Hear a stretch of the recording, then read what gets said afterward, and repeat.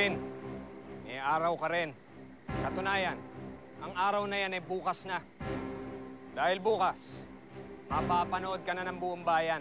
At pag nagkataon, marami na kaming susubaybay sa'yo. Magandang gabi po sa inyong lahat, mga kapuso. Ang Lupin ay produkto ng ating walang tigil na pagpupursige para mahanginan, mahandugan kayo ng magandang programang naiiba at katuwa-tuwa. Sana po sa 9 ng Abril, tangkilikin po natin. Mga mahal naming kapuso, una sa lahat, nais namin kayong pasalamatan sa inyong suporta at mainit na pagtangkilik sa aming mga palabas. Dahil po sa inyo, kaya't nananatiling #1 ang GMA.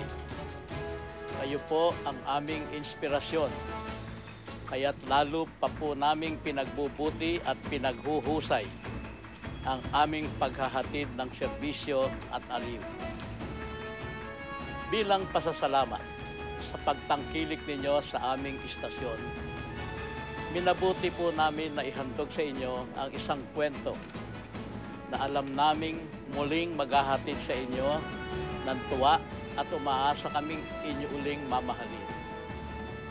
At ito po ay walang iba kung hindi ang Lupin. Mission accomplished, mga kapuso.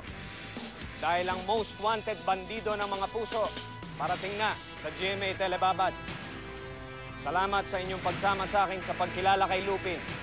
Ako naman, si Senior Inspector Clavio Angeles, nagsasabi sa inyong sabay-sabay nating abangan si Lupin. Bye.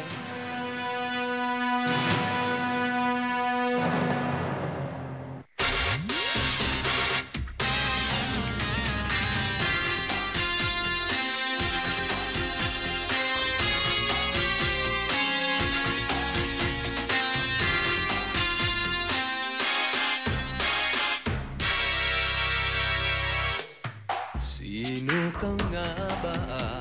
Ano ang iyong nakaraan? Bandido lamang ba? O may iba pang dahilan? Tila buong mundo ay pilit tinutugis ka. Sa bawat kilos mo may nagmamatsyag na mata. Mailap, madulas, sadyang mapangas, matinik, mabilis at di umatras.